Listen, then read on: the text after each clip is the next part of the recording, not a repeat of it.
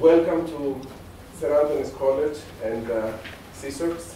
And it's a great pleasure to have you here because most of you are coming from various places around the world for this conference that we have really been anticipating since we started our Greek Diaspora project at SEESOX.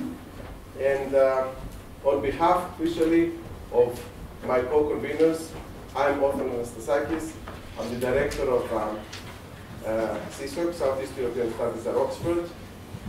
And I teach Southeast European politics and European politics here in Oxford.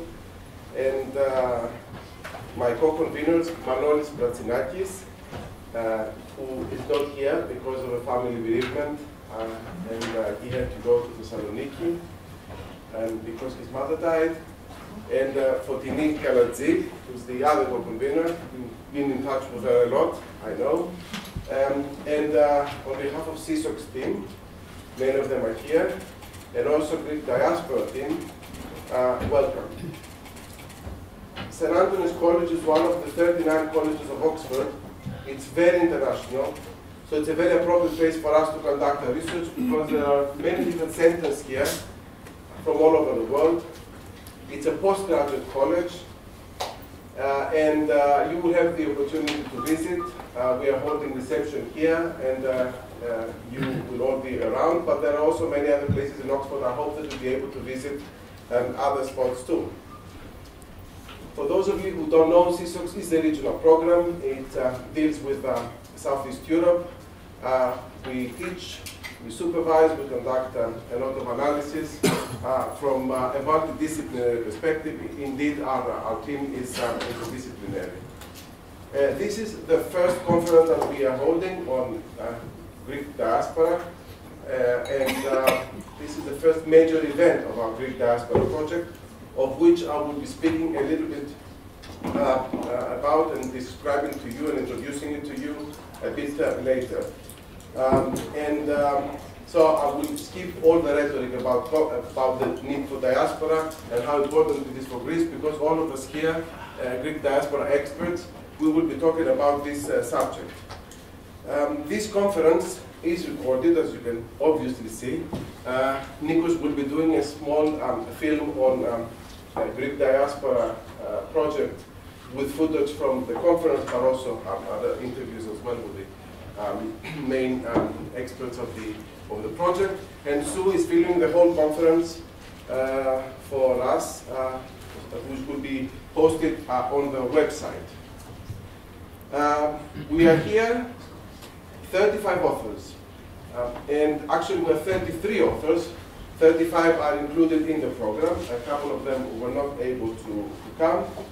And we have 30 papers, one film, one premiere that Nikos will be presenting to us, and 4 panelists in the end to talk about diaspora initiatives and what needs to be done.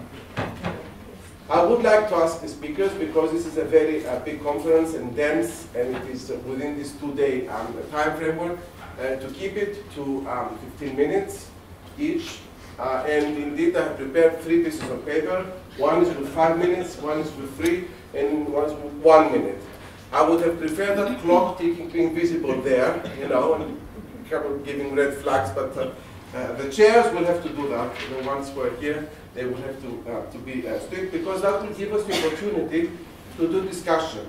And that is a very important part of our conference, because it is all about networking. After all, we all have the same interest, and it's also about giving feedback to our respective papers, because we would like all of these papers to be published as working paper series, as working papers in our working paper series of this conference.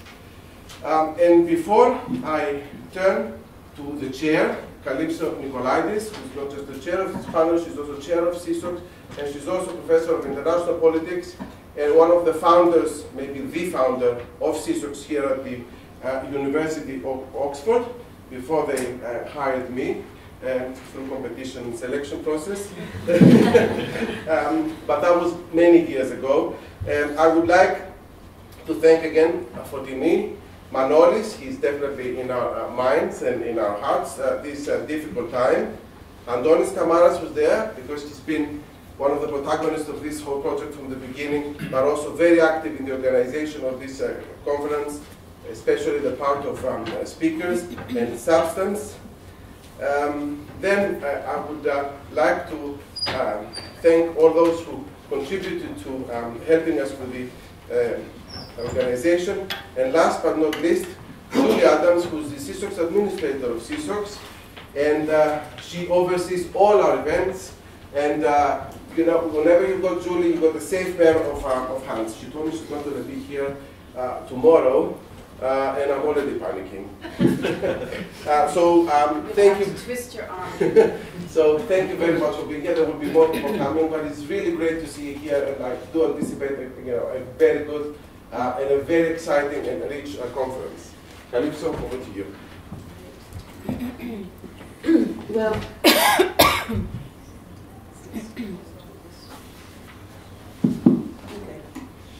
hi everyone, so I'm Kalypso, and I would like to add my welcoming words to Othon's, as indeed chair of SEESOX, and recognizing Julie with us. And I'd like to say that this is a really, really special moment for us at SEESOX.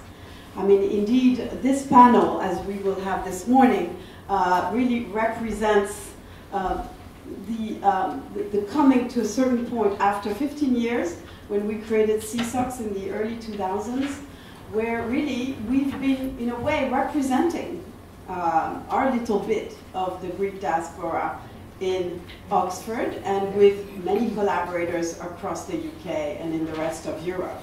And this project itself, of course, was started in our minds maybe 3 years ago, about 3 years ago. And there's been a huge amount of work done, and this is the first time really that we can start presenting, we can start doing two things. Presenting what we at SEESOX have been doing and thinking about and researching. And when I say we, it's really my colleagues, because I just but I haven't done anything. It's all them. And also communicating and exchanging with all our friends and colleagues from Greece and from the rest of the world. So it's a really special moment. And this panel today, the first panel, well, maybe you'll say, well, you're a bit self-centered, you're starting with you. Well, because we want to set the framework, set a bit our criteria, where we think we might be going. But I want to say one thing. It's not because we start with a panel about the work of SEESOX, the work done here in Oxford, that we are saying, you know, this is the flagship, this is the reference. We really hope that you're going to challenge what we've done, both through all the wonderful papers that you've done and in the conversation, because we need the steering and we need the feedback. So without further ado, I'd like to open the panel, but I'd like to say something about this wonderful panel of friends and colleagues. In terms of the sociology, the people who have really built this program and its thinking. And I'd like to start, although we won't start with Renee. Renee will be our last speaker, but in a way, you would have thought she's the founding mother of diaspora studies in Oxford, has been for a long, long time. She's still very young, but has been for, and she's the first person I met when I came here, because in a way, she studies and has studied for decades, you know, the Greek diaspora in a very specific sense, right? The Greeks who came from Asia Minor, like my grandparents, and I imagine some of you in the room. So that was a Greek diaspora to Greece, and indeed raising the issue of what, you know, what diaspora means, from where to where and how and why.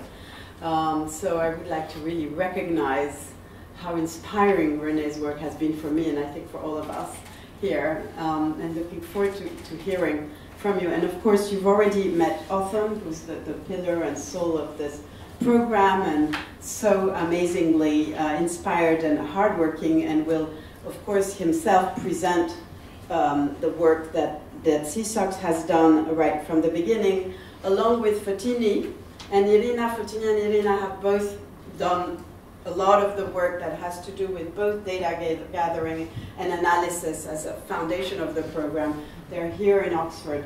And finally, Antonis is kind of our, I would say, outer circle, or the one who is, holding the SEESOX flag right back in Greece, in the home country, and always bringing his critical gaze on what we do, critical in a positive and constructive sense. So you really have here a part of the team, and we're very, very sad and sorry that Manolis, who's been really at the core of this conference, can't be with us, and so we're thinking of him, and he of course will see the films and is with us in spirit. So without further ado, and the other thing I want to say is that, as Othon mentioned, you all have the biographies of everyone in your folders. So the chairs are not going to introduce speakers, because we need all the time we can get, as Othon said, 30 speakers. So without further ado, I will give the floor to Othon and Foteini. What my role is going to be is to present you the Greek Diaspora project here at SEESOX, what we do, what's the purpose, and what is our mission in a way. And then I'm also, apart from the principal investigator of this project, I'm working as a researcher because I'm a political scientist with Foteini on political elites and diasporic politics, which Foteini will be presenting our first attempt at a paper right after I finish my presentation with the Greek Diaspora project. Now, obviously what we are doing here, we want to study the actual but also the potential relationship of Greek diaspora for Greece, but also for Greece, this diaspora. So it's a kind of an interactive process. It's obvious that there is a big numerical strength outside Greece that has been doing historically. Indeed, Renee mentioned yesterday in one of her interviews that we're not just talking about 19th and 20th century diaspora, but Greek diasporas go back centuries. Kalypso was in Marseille 2 or 3 years ago for a long period of time, and she could feel, the Greek presence, from a kind of deep historical perspective. So we are focusing, we cannot focus on all this in our Greek Diaspora project. We are focusing on the particular relationship of diaspora with the current environment in Greece. We were obviously inspired by the crisis. Social science are always provoked by events, and we are in a way happy when we see turbulence, because there we are to jump in and and start our to profess our wisdom. This is, apart from a project which has its research agenda, this is also a network, and that's important because this is a very big part of our work. We really want to cooperate with different actors, think tanks, academic scholars around the world. Now, why the need for this diaspora research protocol the way we see it? The first is the normative part, because we want to see what needs to be done. We may start, like everybody, with a romantic vision of diaspora, but we also have our feet on the ground, and we know that this is a relationship that we really have to examine and see both negatives as well as positives. And then what needs to be done? They can't see. Can't see. The second part. One light, just the light in the. Is that better? Is it done? Yeah, we didn't anticipate this. As soon as he's done, then. All right, the second part is the analytical part. And that is, we want to have a clearer understanding and go deeper into analysis of the actual facts that we are looking at. There's a temporal dimension to this, because we've started this when Greece was in a very deep state of economic crisis. Now we're looking that the figures are better, irrespective of whether the country is out of the crisis or not. But we are looking, and from the beginning we were looking the post-crisis dimension of our study, which is very, very important. And we would like, being a regional program as well, and situated in this environment of Oxford, where it's not just about being, very international in terms of all the centers and the scholars and the students, but also because there's a very strong emphasis on migration and diaspora studies here. And for us, because we are SEESOX and we have a regional approach towards Southeast Europe, the Balkans, Turkey, we are really interested also in creating a template in order to proceed, so that's ambition, to proceed with a more regional dimension and study of our project. So our assumption is obviously that Greece has been severely affected in its domestic and external outlook by the economic crisis, but that also has reconfigured the diaspora homeland ties. And that reconfiguration we want to study and see how it's been developing. And we've got 4 thematic priorities. From the beginning, we kind of had to have 4 broad areas where we wanted to kind of place our intellectual work and our policy relevant work as well. And it is about politics, economy, philanthropy, solidarity, and the social cultural dimension of diaspora. And we've got our approach, which is historical to a degree, because you can study the current state of diaspora relations with homeland, but we also situate this within the previous diasporic waves.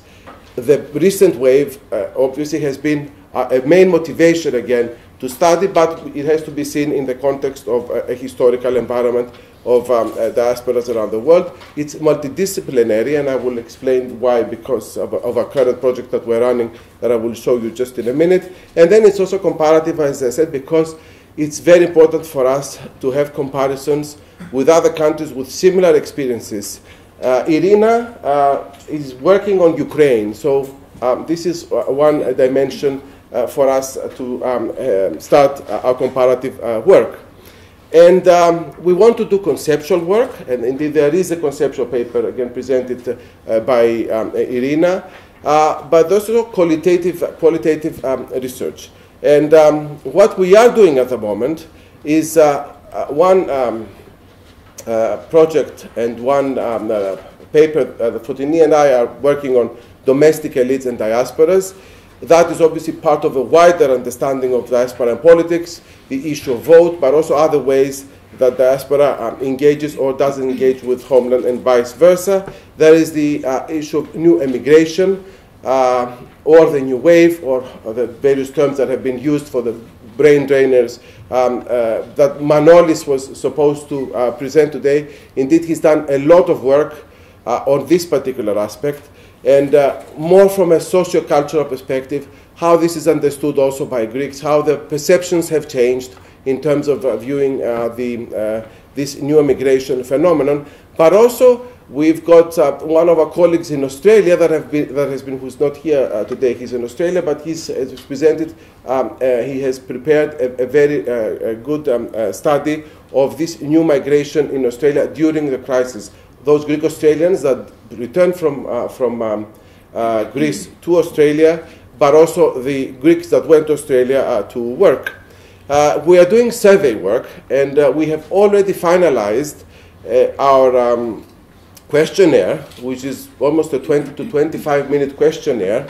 I will not talk about it because Anastasakis in the last session of this conference will be presenting what this survey is all about. This is in cooperation with the Diaspora in Greece, and we will be studying with the biggest possible sample of people here in the UK, and the most appropriate scientific also methodology as we can. In fact, it's a combination of methodologies. We will see many things regarding the identities, the whys and hows of Greeks here in the UK, but also how, under what conditions, returning to Greece.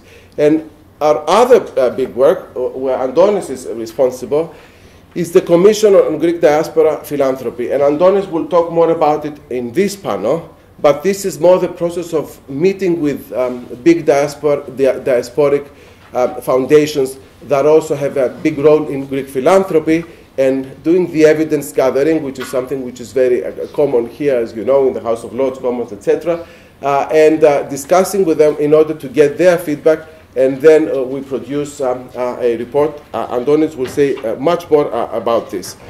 In parallel, there are brainstorming meetings. We did a very important one last year, which was like a kickoff in order to place it in a conceptual framework. There are publication reports and the website which exists, but a new one that will be presented, and the digital map. And I was hoping that after I say what I have to say about this, that Foteini can show us the link. Our digital map, which we started last year, it started with, in cooperation, that's a lot, I need less. It started in cooperation with the Ministry of Foreign Affairs, that they gave us 3,000 data. And that we have put it on a Google map, which we will show you later, but at the same time getting more data from other state agencies in Greece, like Ministry of Education, and doing our own research as well to enrich this kind of list of data. So now we are in the process of mapping, and we have also done the categorization of data under criteria that we thought were appropriate in terms of reflecting what these organizations are doing. So it could be geographical, as you will see, cultural, religious, professional, and so on and so forth. And this is an open catalog for everybody that can, have access to it. It's an analytical tool. We have already written one blog about it with the first information that we could have when looking at this data. But at the same time, for us, it's the potential, because the potential is to connect with these diaspora actors through the addresses and the information that we've got in the map, to allow them to update their information, to tell stories about themselves, and also to connect with each other. This is a process, and obviously with all the sensitivities about data that we are facing at the moment, we need to tread very, very carefully, but at the moment we are well with the mapping, and it would be nice if Foteini could show us just... So this is our famous Greek diaspora map. We have 3 criteria that you can choose. I hope everyone can see. It's the country. So let's say we choose... I'm trying to find the United States. Is it? It's not towards the bottom, USA. Okay. Let's put France. You can select from the activity that there is a wide range, cultural, religious, etc. So let's say we put cultural. And then there is also the origin, which shows where these people in these communities come from. So sometimes it's not relevant. We don't have, not all the communities and organizations are connected with one geographical origin, like as it is in this case. But you get the gist of Diaspora Map, which is open, and we can send you the link as well. So and we are working now on updating, because we want more data, and also changing also from a Google Map. We want to kind of put it on a different kind of. Okay, my last slide is the team, because it's very important to mention. Kalypso did present some. The others that have not been mentioned, but it's Marilena Anastasopoulou, who again for family reasons she had to cancel last minute, but there is a paper that she's working with Antonis, and Antonis will present it for us. Kira Gartsuga-Tsuyani, who is not here again, she had another obligation, but who's working on data collection, and at the same time with Renee on an anthropological ethnographic study of Greeks in Oxford. Anastasia Cafe I have already mentioned, and the rest have been mentioned. My last mention will be to Labrini, Rory, who was our Leventis fellow last year, and she started the work with us, and she's been terrific, because we started this process of the survey together with Labrini now.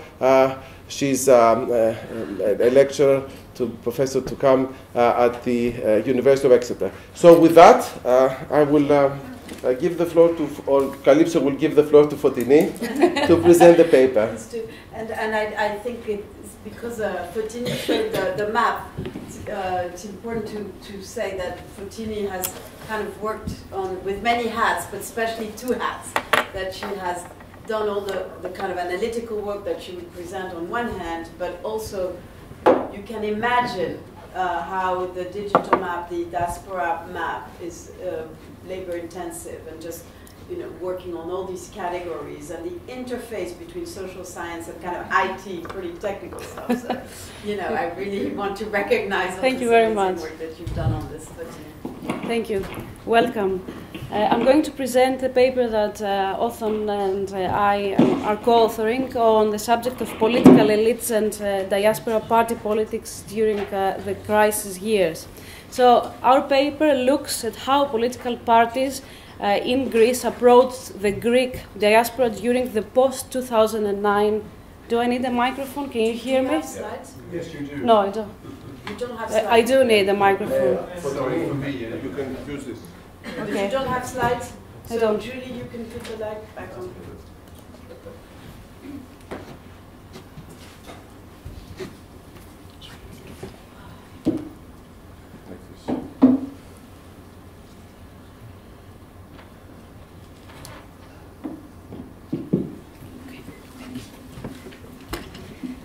So I was saying that I'm going to present a paper that I'm co-authoring with Othon about the political elites and diaspora party politics during the crisis years.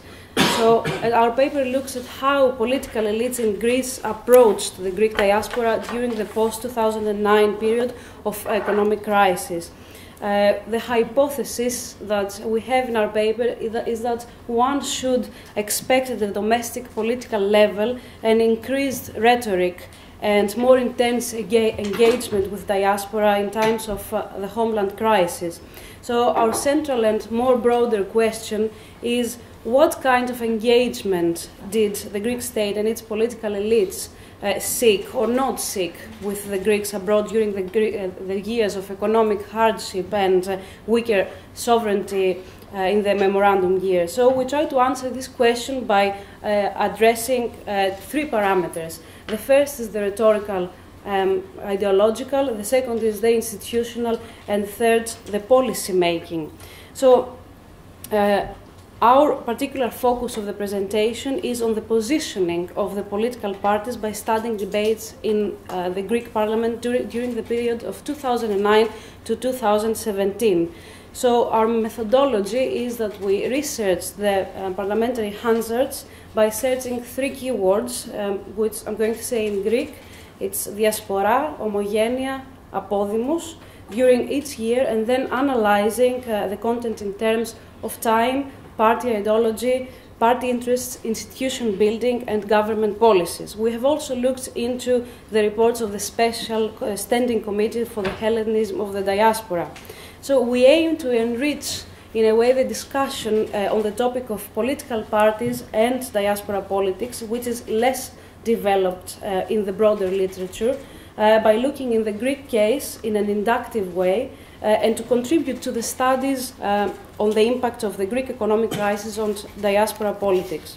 So a few things on our theoretical framework, which includes literature on diaspora and crisis, which tends to focus mostly on ethnic or civil conflicts and how weak and divided states gain legitimacy of their conflictual claims at home and abroad. There is actually rich literature exploring the role of the diasporas as agents of conflict or peace. Also in authoritarian settings like Turkey under Erdogan, and how the rulers in general mobilize their diasporas to strengthen their hand at home. In the case of the Greek economic crisis, the internal conflict is a different nature. It has a different nature along the lines of austerity, anti-austerity politics, forced emigration under the conditions of high unemployment and deep polarization among political parties. In these extraordinary circumstances, one would think that the diaspora role increased, not only numerically, but as an agent with the potential to bring change and affect domestic affairs. We have seen that the literature on diaspora and party politics is less expanded. I'll bring a couple of examples. Parlberg shows that homeland political parties utilize diaspora members not only as voters, but also as activists, fundraisers, lobbyists, candidates, influencers from afar, and symbols in party campaign messages. Koinova also shows differentiated ways in which parties that emerge from secessionism and warfare, and on the one side, and newly established parties on the other side, reach out to their diaspora in the framework of a contested post-conflict states. Now, on our analytical framework, it is important to point out that there are three aspects that we considered for our analysis. Firstly, is the significance of the chosen time frame. Secondly, it is the multiplicity of homeland state actors, including political parties dealing with diaspora matters, and the different levels of engagement with diasporas. And thirdly, it is the variety of diasporas along different categories against a monolithic understanding of diasporas. So, on the first point, we have the economic crisis that caused major internal political transformations and a new political landscape, and increased emigration that has been termed also the third wave of emigration. And we have a start date of 2009 as the beginning of a prolonged recession period. From the comparative government perspective, we have parties of a wider political spectrum. The country moved from a hegemonic two-party system to a multipolar, more fragmented party system, from the radical left to the radical right, and from a single-party government between 1974 to 2012 to coalition governments after that year. When looking at homeland influence, it is important to note that this is not a unitary actor operated by a single-minded state, but a sum of multiple domestic actors with different diasporic interests. And on the third point, when talking about diaspora, as it's clearly visible in our map as well, we are talking about different diasporic agents with different missions, strategies and levels of engagement with each other, with the motherland. They can be geographical, religious, cultural, professional, and of other nature. And some initial findings of our research, that they are tentative as it is still work in progress. We have seen that the pre-crisis model of engagement of the Greek state and parties with the Greeks abroad has the following characteristics. First of all, the building of an institutional framework of communication with diaspora, with the creation of a general secretariat for Greeks abroad and the Council for Greeks abroad.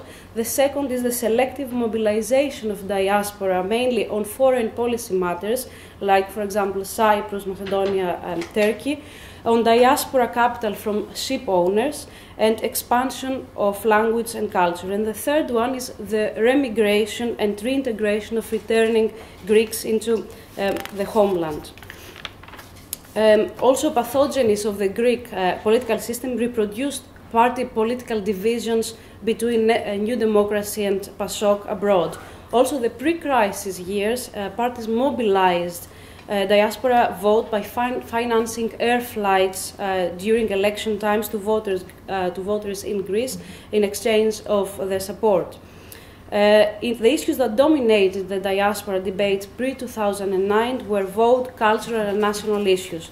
Now, looking at the period after 2009, there are some interesting observations on the way party politics linked with diaspora.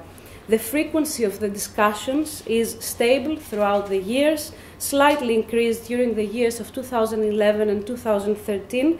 During this period of deep recession, two issues dominated the parliamentary diasporic debates, and one of the financial contribution of the diaspora, and the other, how diasporas could enhance the positive profile of Greece abroad at a time of a very negative publicity throughout.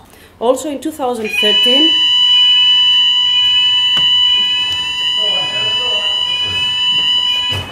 Do I need to stop? The diaspora discussions are in general conducted in a calm atmosphere, as in rhetoric all parties agree on the importance and potential contribution of the Greek diaspora. So one of the recurring and most divisive themes of the Greek parliament concerns the right of Greeks to vote. Greeks abroad to vote. The subject is more vigorously discussed than in the pre-crisis period. It was brought up in a discussion either in conjunction with the voting rights of legal migrants in Greece, or as a question by the Party of New Democracy, who had been a most consistent supporter of the diasporic vote since 2010. In 2014, there is a new draft bill including provisions for voting by diaspora members, and there was agreement in principle, but it failed to go further due to issues of contention among the Greek political parties, such as technical and logistical matters. In 2016, there is again a draft bill brought by New Democracy, and it is also discussed in conjunction with the changing of the voting system. The ultra-right-wing party, Χρυσή Αυγή, supported the case of voting rights of the Greeks abroad. Χρυσή Αυγή accused Syriza that they wouldn't want Greeks abroad to vote, as Syriza is responsible of pushing the mainly young people away from the country because of the memoranda. Also, according to an article in The Guardian, Χρυσή Αυγή, taking advantage of the fury felt by Greeks abroad, tried to create cells wherever there are Greeks, and targeted the younger generation, mainly children of agrarian and unskilled immigrants. Syriza has been in favor, in general, of the vote of Greeks abroad, but under the condition that there is a fair vote and an equal representation, of all the parties that will contest for the vote of the Greeks abroad. In 2017, Kyriakos Mitsotakis invited Alexis Tsipras to adopt the New Democracy draft bill to give the right to the Greeks to vote in their residence country. The issue of the vote was intensified by New Democracy in the run-up of the 2019 elections. Also, the issue of diaspora Greeks became part of the political discourse during the center-left primaries, where e-voting became a dividing line between the contestants, as Antonis Kamaras has researched. Another subject that comes very often into discussion in the Greek parliament are the cultural ties between homeland and diaspora, with a discussion of the Greek language in the epicenter. Schools of the Greek homogenia were discussed a lot due to the limited resources to keep them operating. Within the context of cultural ties, we could also place the discussion of ERT, the national broadcasting channel, that is viewed as an important connection between the network of the diaspora and the metropolitan center.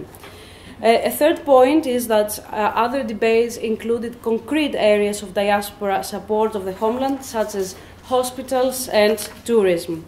Furthermore, on the mobilization of the Greek diaspora, it was also discussed.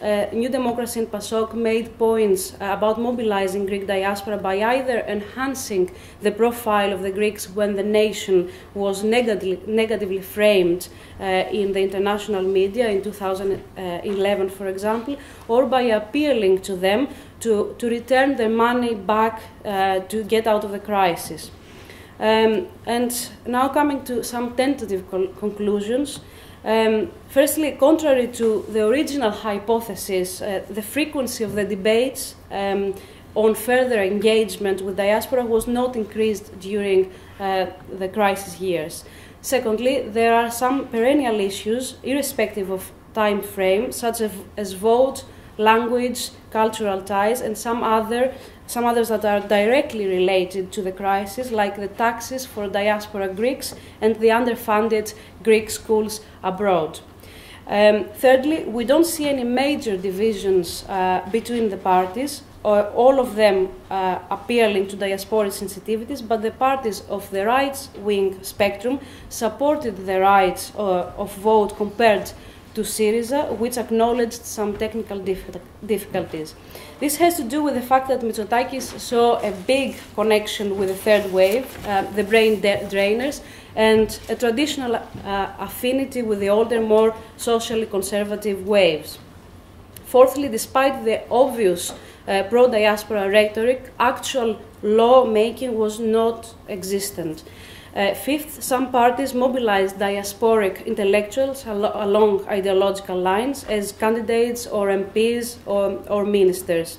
Overall, and last but not least, we observe a more utilitarian transactional approach towards diasporic communities on an ad hoc basis, lacking a more constitutional, more comprehensive and institutional context. Thank you.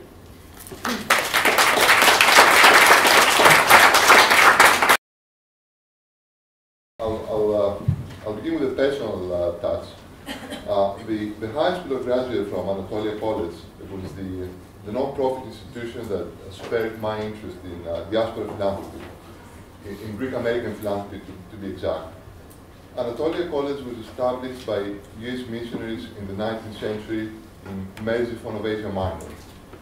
Initially, it educated mostly Armenian children.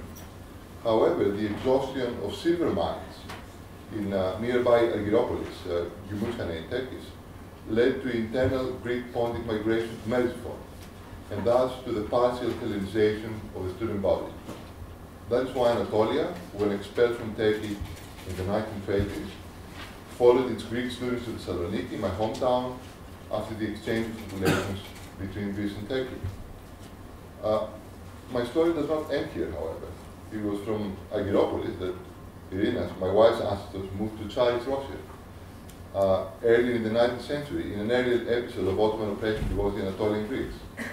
Irina herself was raised in the USSR and only moved to Greece in the 1990s after the collapse of the Soviet Union. A story to bear in mind as I talk to you about diaspora philanthropy in Greece, about institutions of diverse origins and loyalties, and about evolving identifications of diaspora Greeks driven by the force of historical circumstance in the homeland and the world at large. Now, moving to my co-presentation, I'll talk to you about the Diaspora Philanthropy Commission, its preliminary findings to emerge out of 15 interviews thus far, and finally recommendations for further research that could complement the Commission's inquiry in the future. The Greek Diaspora Project team of SEESOX and the Greek Pratsinakis Foundation have set up a commission on Greek diaspora philanthropy. The Commission's research framework covers institutions in the following categories: Greek philanthropic organizations, foundations of transnational origin. Number two, US non-profits with a long-standing presence in Greece and with a strong relationship with the Greek diaspora.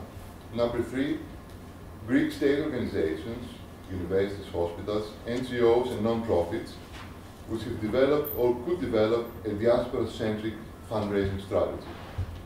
And number four, Greek politicians and ministries which focus on the relationship between Greece and diaspora. The end product of the Commission will be a report which we hope will assist the cause of the creation of a community of stakeholders more aware of their respective activities and strategies and of their collective experience. I start with the transnational foundations operating in Greece. We've interviewed the Captain Vasilis, Latsis, Levendis, Onassis, and Stavros Niarchos foundations thus far. The foundations operating in Greece feature many common elements. Founding business families which have made their fortunes in shipping or other multinational activities. Sole focus on the Greek economy has not created the kind of capital accumulation needed to create the substantial endowments that these foundations possess.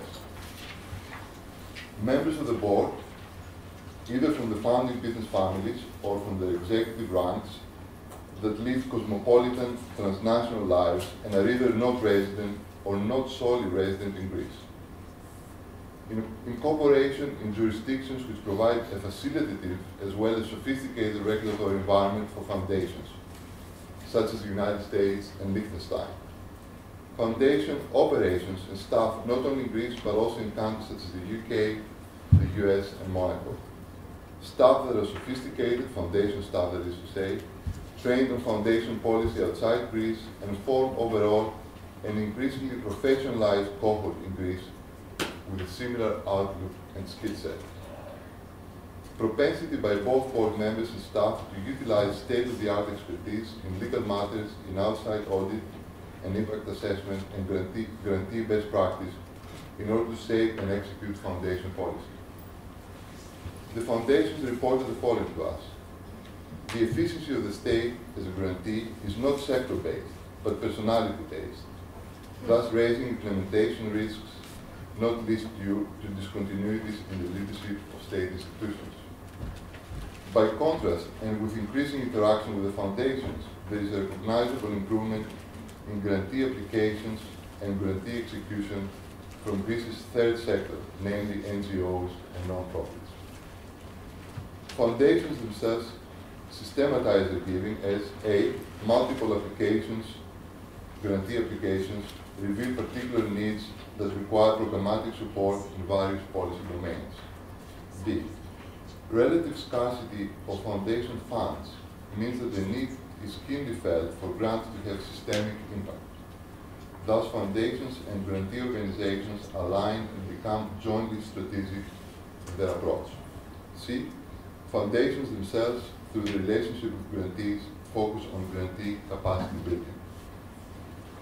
The crisis has compelled all foundations to dedicate resources to social welfare needs due to the need to include, amidst widespread social distress, crisis mitigation in a philanthropic portfolio which was geared towards education and culture in the pre-crisis period.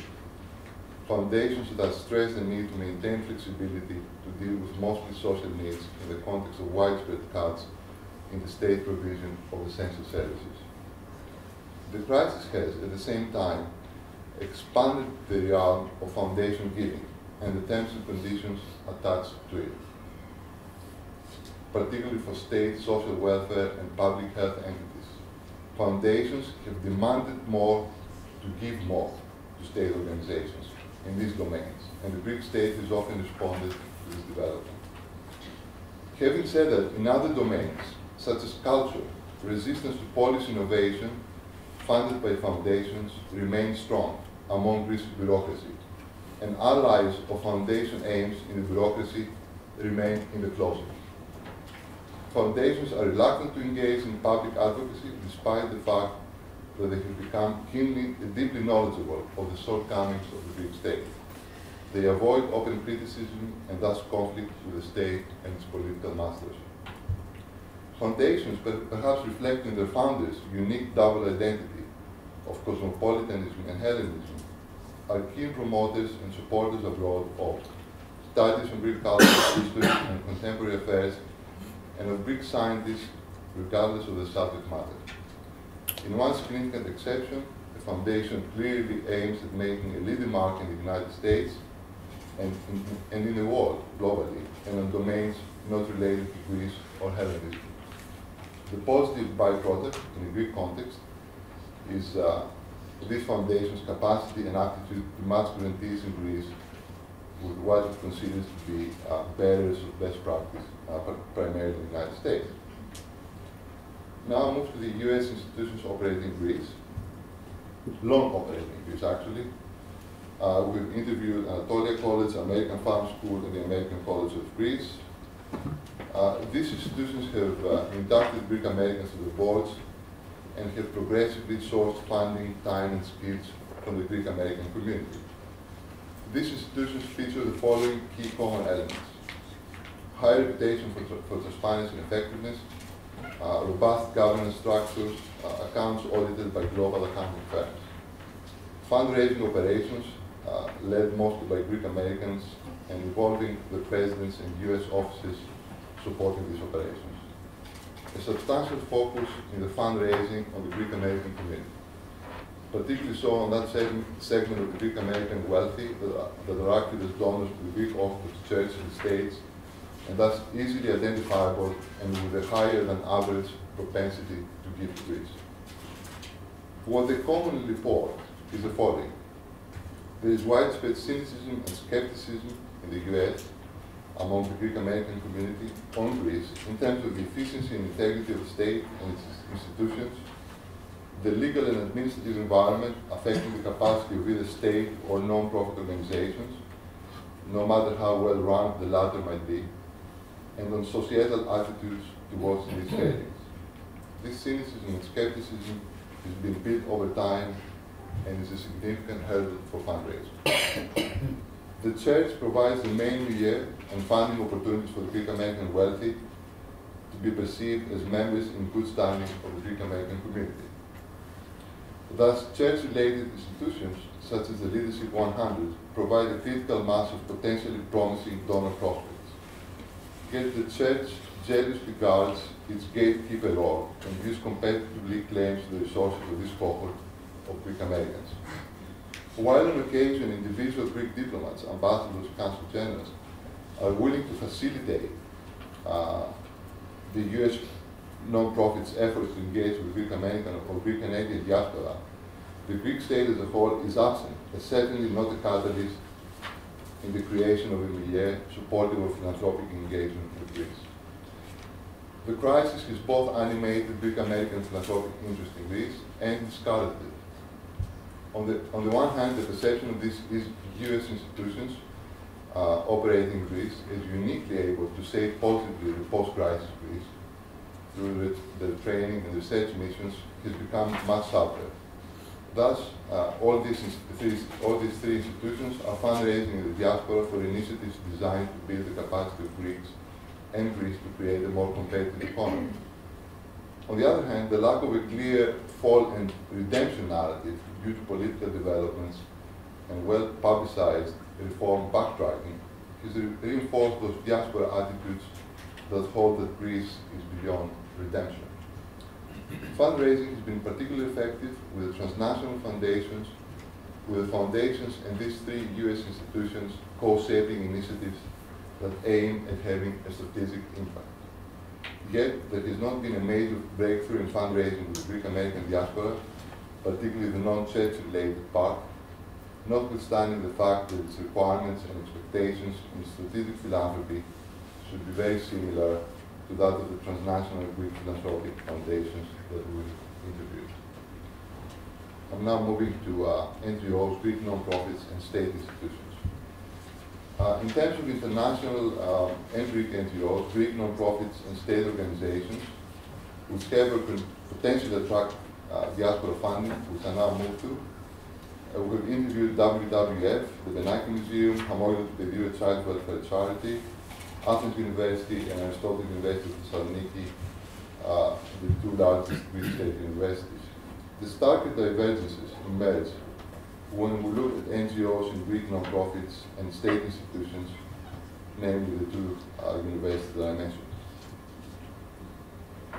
In our NGOs and non-profits, we observe, first of all, a balanced board structure, seeking to address issues of scholarly expertise to the subject matter of the institution in question, of the relevant legal and regulatory environment, and of fundraising. Importantly, this board structure, in one of our cases, has come out as a result of the crisis. In this case, currently half of the board members seek to address fundraising needs, whereas pre-crisis such a need was not recognized. Some board members come, in these cases, from Greece's transnational elites, leading members of business families that operate well beyond Greece's borders. We also observe alignment with a leading foundation along a jointly agreed strategic purpose. So fundraising is accompanied by a process of articulation and implementation of a strategic plan. So international NGOs and non-profits, Greek non-profits, resemble the US institutions in Greece in their strategizing via fundraising with the leading Greek transnational foundations. In our Greek non-profit case, we already see actions taken for the institution to receive tax-exempt donations from the US.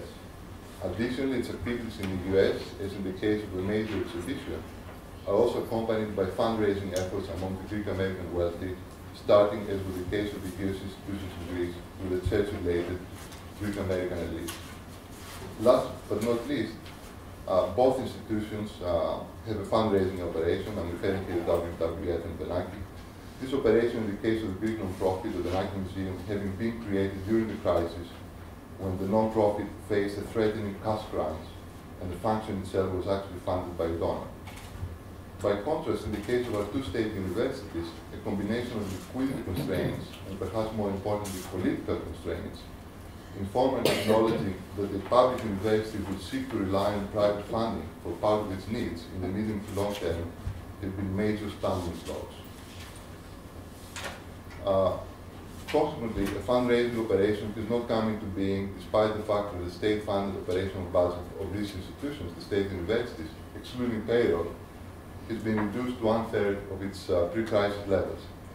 This means that neither of these institutions, Aristotle and Athens universities, can identify among their vast alumni bases, ranging from 100,000 to more than 500,000, those alumni who have achieved significant wealth either in Greece or abroad. Let me also put this observation in a local context. It was pointed out to me that Oxford University discovered Greek donors, mostly from shipping, subsequent to the cutbacks of the Margaret Thatcher premierships. Finally, shortness of rector tenure, state interference in the running of the university, and issues of vandalism have been reported by one of the two state universities as insurmountable hurdles in pursuing the strategic alignment that has been achieved between the year's institutions in Greece, the international NGOs and the non-profits on the one side, and the Greek transnational foundations on the other side.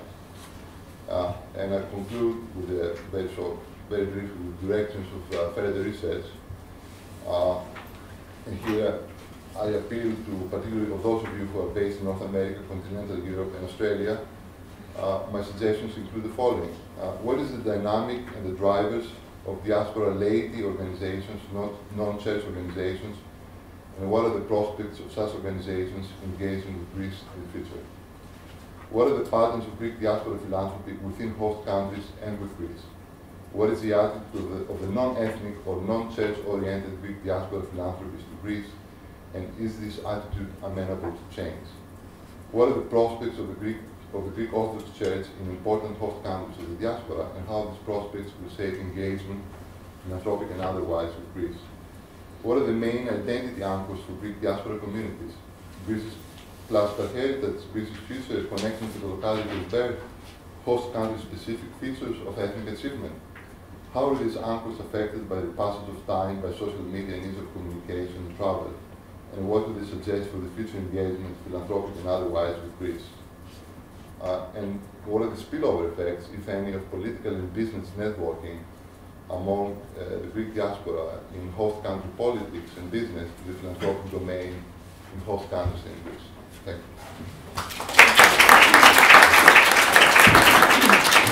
Thank you, Antonis, and thank you for some of those many important questions that you've raised will be addressed also in other panel in our rich program, including on the church, media, rendering, etc. And now I turn to you.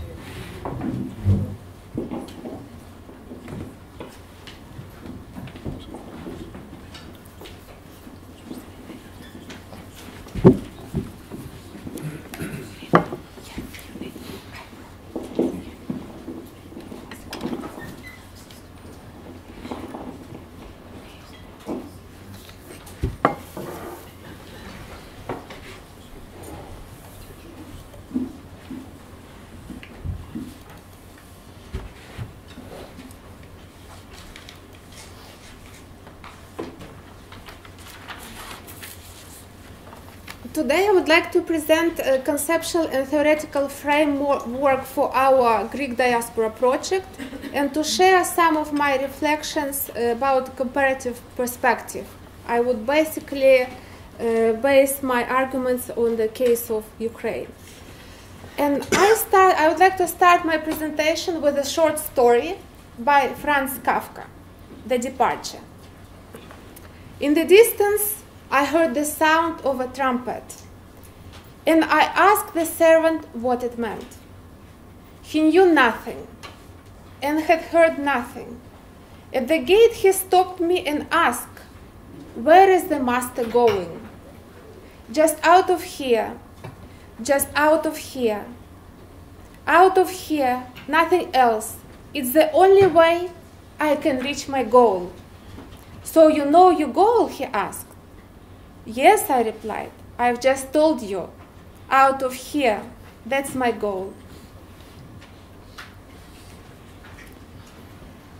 In his chapter, in the edited volume, The Great Regression, the Geiselberg, Zygmunt Bauman starts with the Kafka's short story to highlight that now more and more people hear trumpets and go on the run.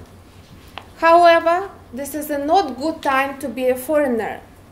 We are living through the period of dramatic political change. Brexit, election of Trump, rise of far-right anti-immigrant parties in mainstream European politics, resurgence of nationalism and xenophobia, and concentrated assault on the liberal values and ideas associated with globalization. Despite the relatively recent emergence of more nuanced and even celebratory accounts of mobility, the tendency to link migration with crisis in a strongly negative fashion remains deeply entrenched.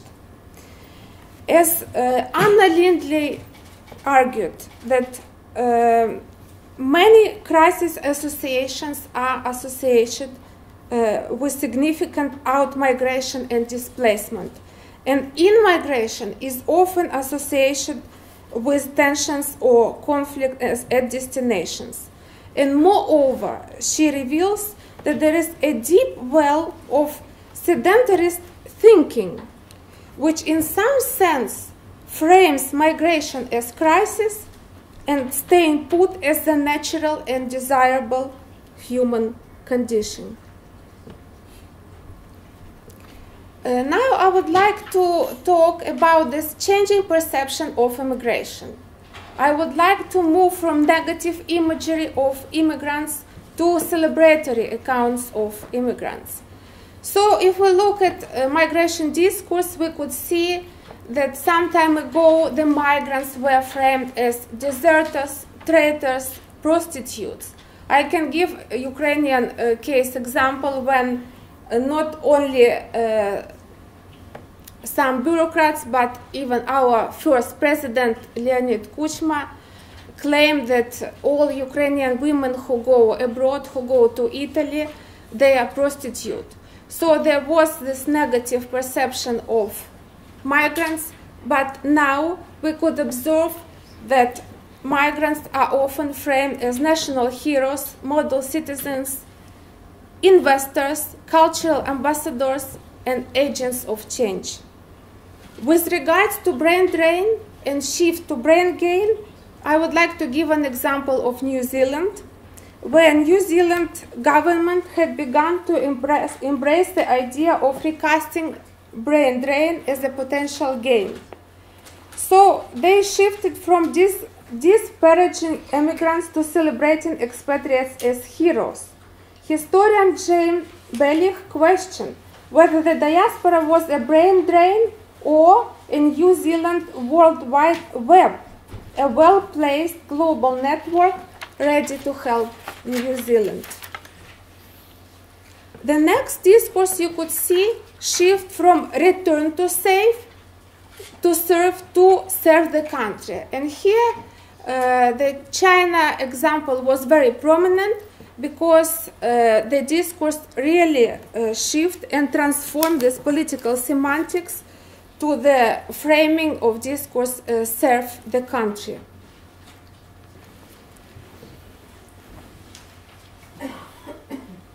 There was also a rhetorical shift in diaspora studies.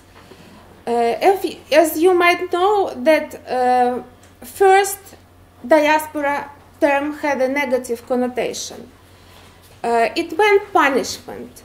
In Deuteronomy, the edition of an Old Testament, the diaspora was framed as, if you do not observe and fulfill all the law, the Lord will scatter you alone among all people from one end on the earth to the other.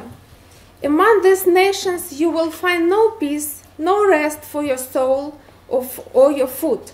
Then the Lord will give you an unquiet mind, dim eyes, and a failing appetite. Your life will hang continually in suspense, and you will find no security in your life alone. Critical philosophers, classical philosophers, and Hellenist writers used it in the contemporary period, but it had also a negative connotation. Diaspora was framed as a traumatic collective experience, and here we could see these classical examples of Jewish, Armenian, or Palestinian, or now Kurdish diaspora. Modern definition of diaspora has changed, and now there are obviously thousands of definitions of diaspora, but any kind of physical dispersal, according to Cohen, including trade or labor diaspora, is a diaspora. The important feature is homeland orientation, maintenance of a durable group identity, and diasporic consciousness. Some academics, like Britkinkov, for instance, they argue that diaspora is a state of mind, the psychological belonging to a collective culture, hostland, or homeland. Again, in the diaspora discourse, we could see also a changing to positive connotation of diaspora. We could see the shift from peace wreckers to peacemakers. We could observe the shift from proponents of long-distance nationalism to discourse on recovery and post-conflict reconstruction in conflict studies. We could see also a shift from negative connotation of diaspora when the perception is that they only want to teach us, or diaspora believes that they are perceived as cash cows.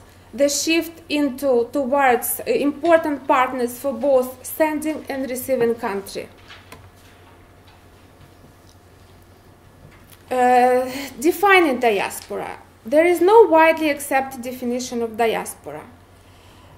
Topic of diaspora has generated much scholarly analysis, whereas the question of diaspora engagement at times of crisis has received less attention.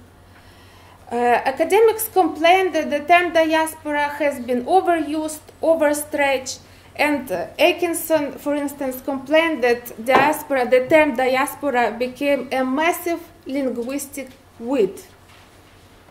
So, problem of conceptual stretching is taking place. Therefore, the term has lost its usefulness as social scientific tool for describing a rather specific social group and its practices. There is some tension between Greek understanding of diaspora and the conventional academic understanding of diaspora. Some such controversies resemble the question, or rather controversy, whether a social group is a category in itself or for itself. This was most prominent in the post-Marxist controversy over the delineation of who is working class, all those who own no means of production but simply had to sell their labor, or only those who behave like working class and display a working class consciousness.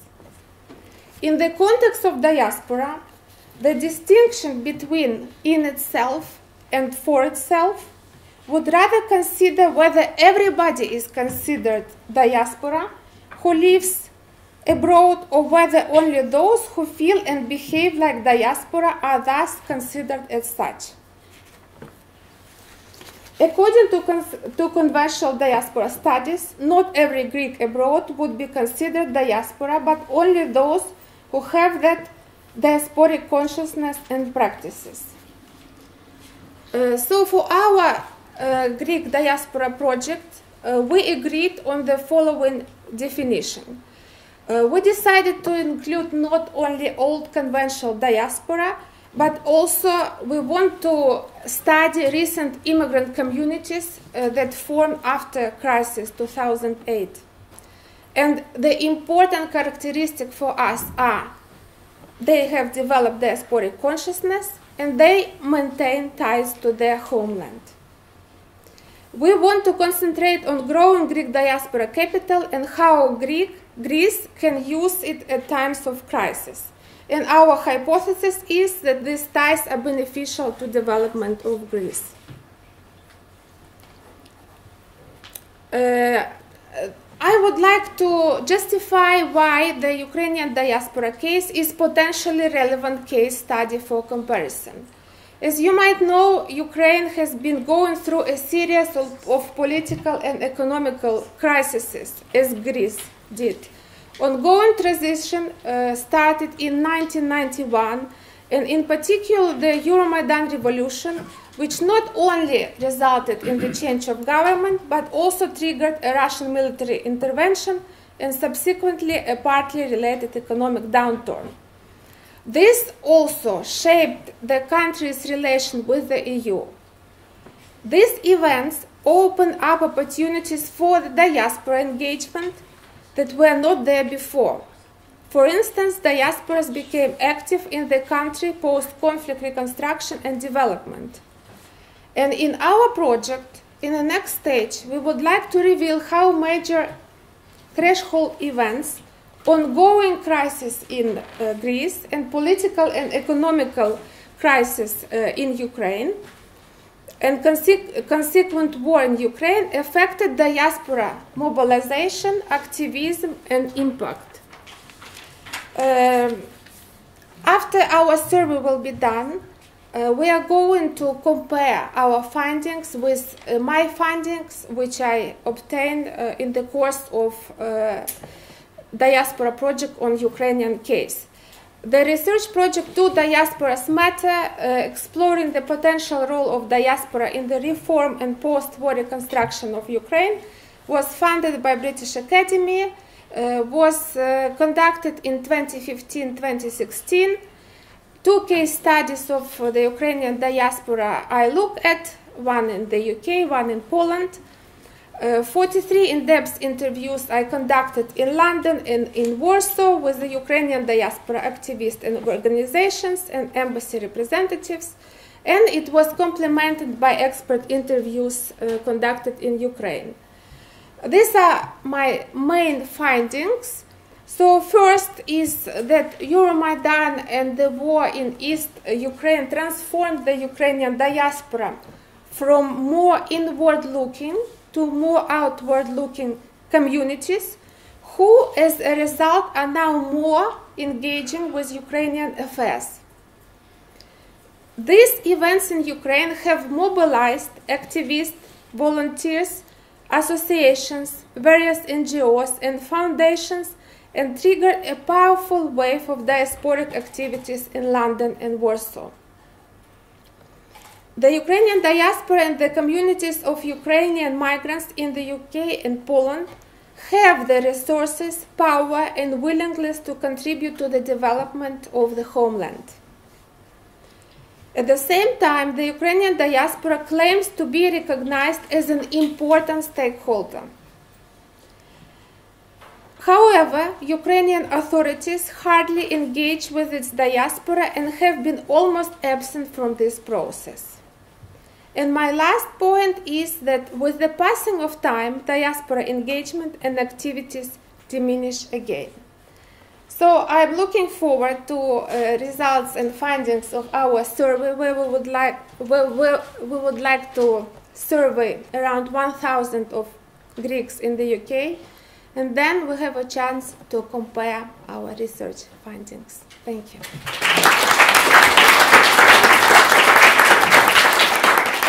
Now to Renee, who will present a joint paper with, and Manolis is not here, and Kira is not. And she's also not here.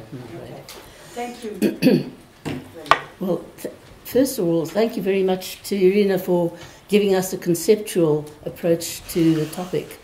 I think it's very important that we frame our work focused as it is on the Greek diaspora, within wider studies. And it struck me when she was talking about the sedentarist norm that we have.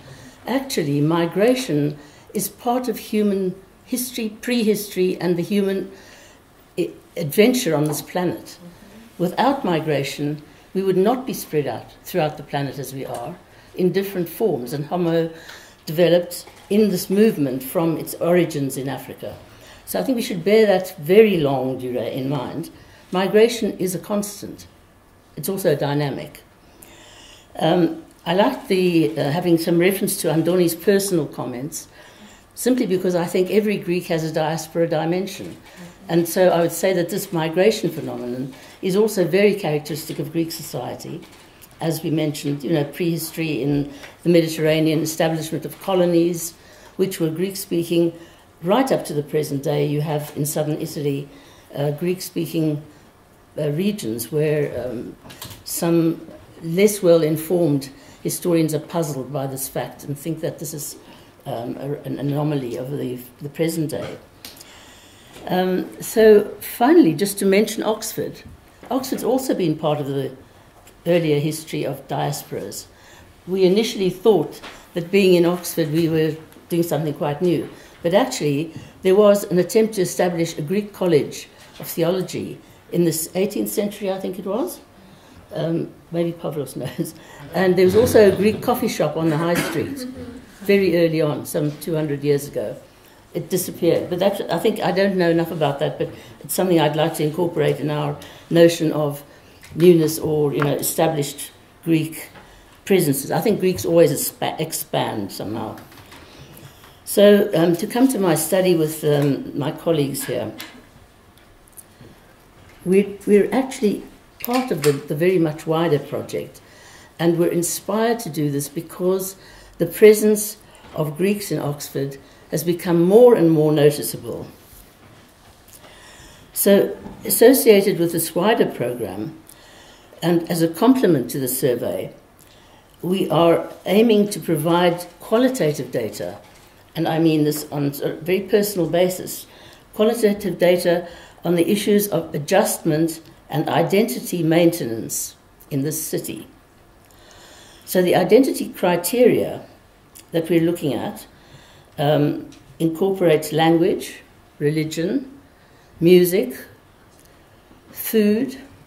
I've said looks there because people do say, oh, you look Greek, well, you don't. Okay. And then the values, which I didn't go into too much, but there are things like, what makes you a Greek? Philotimo, echome philoxenia. Those sorts of cultural valued items are part of Greek identity.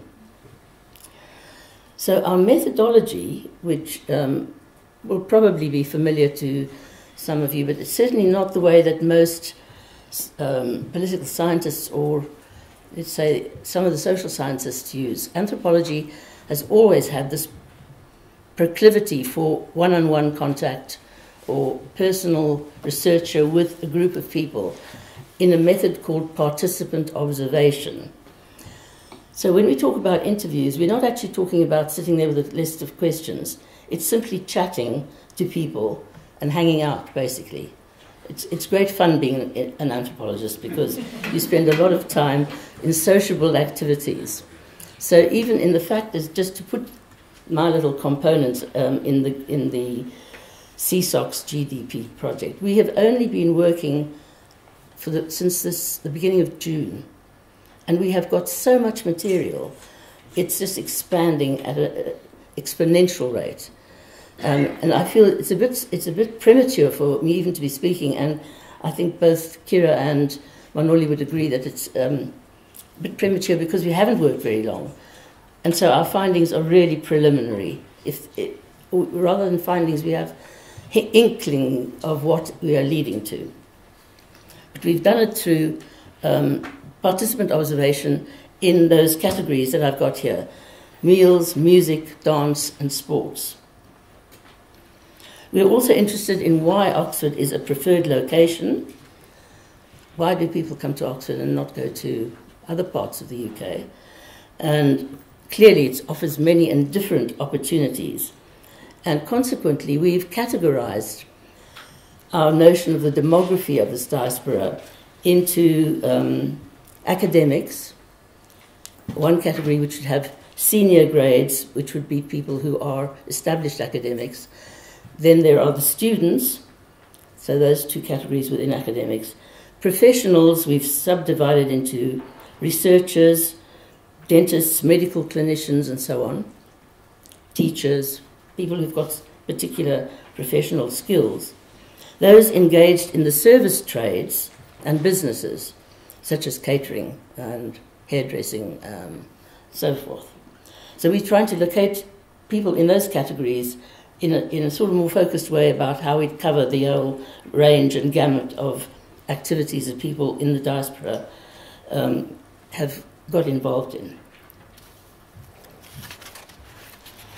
Right, so in order to establish our credibility, we have this letter, which I'm not going to read out to you, but it's for those people who don't particularly trust the fact that they're being researched. That this is a highly legitimate and confidential activity, and that whatever we are talking about is not going to be spread into the wider public without people's permission and without their knowledge that it's happening. We've also offered them the opportunity to either be recorded or to allow us to take notes. And so far, people have been reluctant to be recorded. So it's not a particular method that I would prefer, but some people feel that some researchers like to use recorders. Right. Can't see what I'm doing here. Okay, we've done that. Okay, so this was actually a very pleasant activity that Kira and I got involved in. We went to have lunch in Headington at this particular restaurant, and we were struck by going in, noticing the symbols of identity that had been projected on the entrance door. And if you can, I hope you can see this, can you? We've got Leonidas with his Spartan helmet. We have Cyprus. And we also have the Greek flag. And of course, the name itself, Acropolis, what does it evoke in anybody but the great city of Athens and the history of Greece? So we were struck by this. And when we went in, we saw two men who obviously belonged to the establishment, and we assumed, because they looked like it, that they were Greek. So we started talking Greek to them, and one of them said, no, I don't speak Greek. The Greeks come in the evening. And so he disappeared and we looked at the menu. And Kira and I said, well, what's going on here? And it turned out that shortly after that, the owner appeared, and he was not a Greek, but he was very keen on having a Greek restaurant because he has had a lot of experience in the restaurant trade in London, and he knows that there will always be a clientele if you have a Greek restaurant. So he also uses people who are not necessarily Greek chefs, but who know about Greek cuisine. And our conclusion about our meal there was actually the food was very good, but it was not produced by Greeks. Right, so that was an interesting, again, one has to unpack your presuppositions of your fieldwork and start questioning them. The other thing that I could like to just highlight here is very preliminary, but it's one of the phenomena which I think is very interesting about Oxford. There's a Greek parish which has been here for many years, and it's the Greek Orthodox parish which shares the building with the branch of the Russian Orthodox Church. So there are two jurisdictions within one particular building. But the parish itself offers a school for Greek language tuition for children.